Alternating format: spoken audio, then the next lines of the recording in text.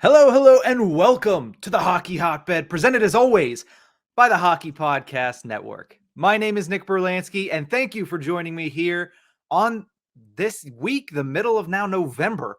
We're over a calendar month into the NHL season. The picture is starting to come out a little bit clear about which teams are real and which teams are not. But there's still a lot of surprises in the team's performances that we have seen, and I will jump into all of that on this episode 20 of the Hockey Hotbed. Like I said, presented as always by the Hockey Podcast Network. Thank you for tuning in. I'm sorry I missed last Friday, but considering what my work schedule was and my personal schedule last week, my brain just could not comprehend the balance and I needed to take Friday off. But thank you for joining me once again here on this forum to talk about the NHL and all of the great performances that we have seen thus far into the season. What I'm going to do to start off this show in segment number one is talk about a couple of the players who are being big contributors to the teams that are big surprises. And these players as well are surprising me this season so far. So we have some surprises in the first segment here. And then in the second segment, you know what? We haven't given enough credit to what Connor McDavid is doing this season. It seems like the Art Ross trophy race is not going to be close. We're not going to have an entertaining Art Ross trophy race down to the end unless you're talking about between either McDavid or Draisaitl. But I will tell you in the second segment what is going to be so much fun to watch about Connor McDavid through this season. It's not going to be an Art Ross trophy race, but there's something else very, very fun that we're going to be watching. But like I said, I want to start off this episode with a shortened and more specific coast-to-coast segment. We're talking about people through the first month of the season, players and teams that have surprised me. And with that, I'm going to start in New York. The New York Rangers came into this season expecting to be a pretty good team. Obviously, they went out and got guys like Ryan Reeves. They overpaid for guys like Barclay Goodrow. They traded Pavel Buchnevich, who's a skill player, for a little bit more sandpaper and grit in Sammy Blais. So they're expecting to be a playoff team. There's no other way that you can explain those moves by general manager Chris Drury other than he's gearing up to make this team more suitable for postseason hockey.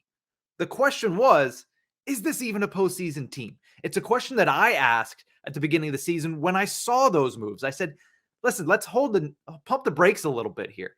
Do we know if this team is postseason worthy before we add these postseason chips?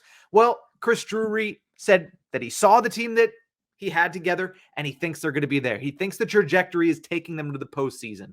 And as of right now, who can argue with him? We're just over a month into the season. The Rangers are 9-3-3, currently sit in third place in the Metropolitan Division, a division that during the first 3 weeks of the NHL regular season was on fire, all 8 teams. Now, a couple of teams have kind of faded to the bottom of the division. The Pittsburgh Penguins, the New York Rangers, the Columbus Blue Jackets have fallen off a little bit. But the Rangers right now are right there in the upper echelon with the Capitals, with the Hurricanes. That is in large part due to that young core that everybody likes to talk about. Obviously, Adam Fox inked that huge contract. We talked about it here on the Hockey Hotbed, and he also won the Norris Trophy last year. But this year already, he is leading the team in points.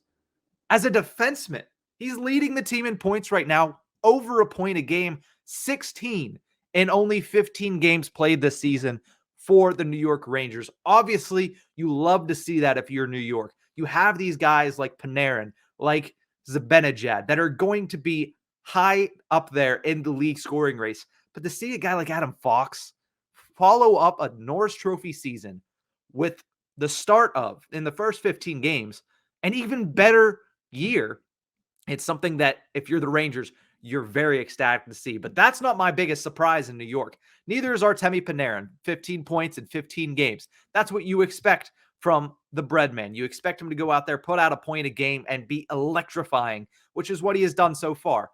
My surprise isn't even Igor Shesterkin, who's had a great start to the season. 7-2-2. 246 goals allowed average, 929 save percentage. He's a major reason why this team is winning so many games because he has been just stout and sturdy in net for the New York Rangers. But my biggest surprise, it's not the goaltending.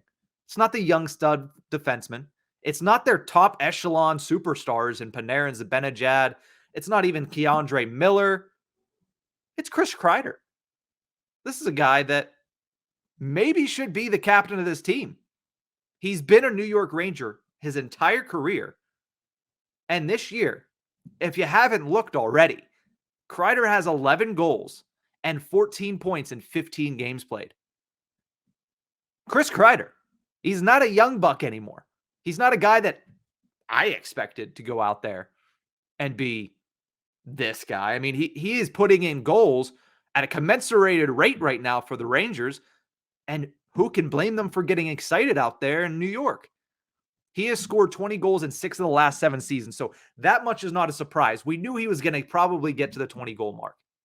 He's one of those guys that is one of those underrated, sneaky, consistent 20-goal scorers. 6 of the last 7 years. And his career high is 28. He hit that mark twice in 2016-17 and 2018-19. So yeah, it's not too surprising that he's going to have over 20 goals.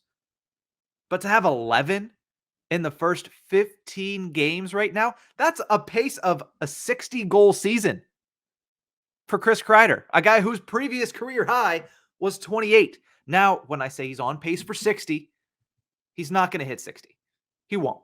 If he does, I mean, timestamp this, throw it back in my face, old takes exposed, that's fine. But there's going to be a regression to the mean a little bit for Chris Kreider. But who can fault people for getting excited in New York? I mean, 11 goals in 15 games. That's crazy for a guy like Chris Kreider. Whenever, especially, you have guys like Panarin, Zibanejad, Lafreniere, Kakko. I haven't even mentioned those guys. They're all down the line in this roster and all performing fairly decently. I mean, Alexis Lafreniere had a little bit of a slump there, got off the schneid over the weekend. But you have this many skilled players in New York. Yet you have a guy like Chris Kreider who also did just sign a huge extension back in 2020. So it's still a pretty fresh contract. He's going to be there for a while. Getting $6.5 million a year, this is exactly what you want to see if you're Chris Drury and the New York Rangers. So that is one of the biggest surprises to me so far this season is the fact that Chris Kreider right now is on an absolute roll for the New York Rangers, who we expected to be good. I didn't expect to be this good this early on.